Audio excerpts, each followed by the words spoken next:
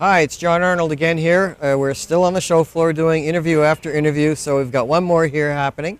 I'm here with Carl Ford, co-founder of Crossfire Media, and I'm from Intelligent Communications Partners. So we're the conference guys, and we're going to talk about smart grid and 4G. We just did our smart grid piece, and now let's turn it over to the 4G event that you've been running. First question, Carl, is, now this is the fifth one you've done? Yeah, about that. Yeah. Yeah, and it's been interesting. We were very carrier intensive this time. We had Clearwire speak. We didn't have Sprint speak yet. Sprint speaks tomorrow, but we also have an interview with Matt Carter that we've got on our live stream site, and people can get to that from 4GWE.tv. We're charging $20. I'm getting some grief about that, but I figure if you can pay if you can pay $2 for a single tune, you know, $20 to see a whole conference is pretty good. That's a pretty good deal, right? Yeah, and the thing that I like the most is we've been intense the last few days, and particularly today was very down. Chris Neisinger spoke from Verizon, talking about the issues associated with ramping up the LTE and how when they went to EVDO and their strategies there, that they only had two initial launches on the trial, right, to get the migration, and no one thought anything about it. But now the demand is so heavy for data and for mobile data that they're sitting there and they're launching 100 cities all at once.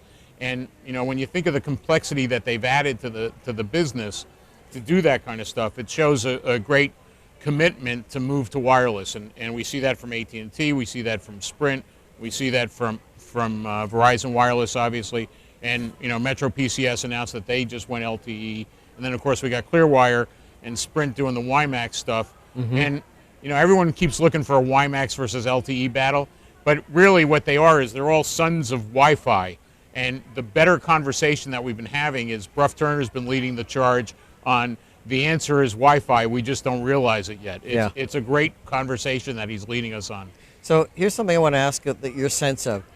Is this a question of, is it just a matter of how much money they can spend to upgrade their networks to keep pace? Or are we still waiting for some of the technology pieces to mature enough that they can actually meet the demand that they're seeing for all this mobile data?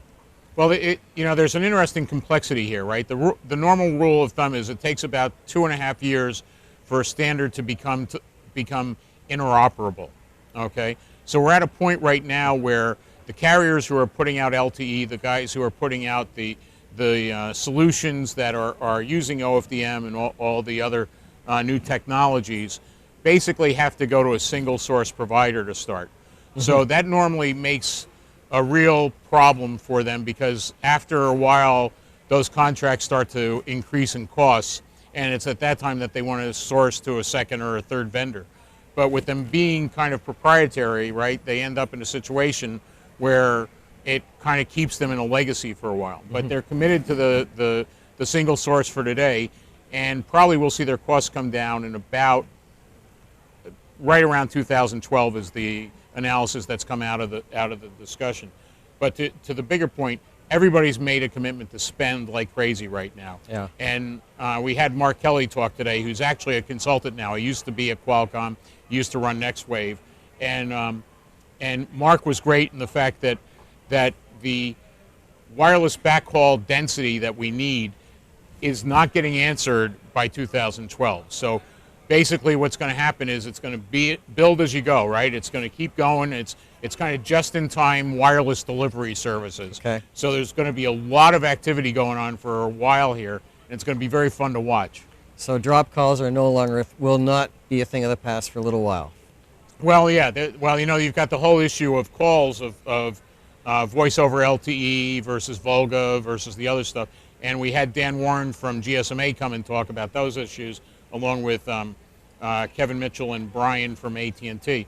And it's gonna be a while before we get a voice over IP strategy that comes from the carriers. You know, Skype Mobile was probably about as far as you can stretch a carrier right now. So kudos to Verizon and Skype for coming up with that strategy. Okay. But that's kind of where we're at. All right, good wrap up. All right, Carl, thanks as always, and to be continued, and back to the show tomorrow. Great. And off to the show floor now.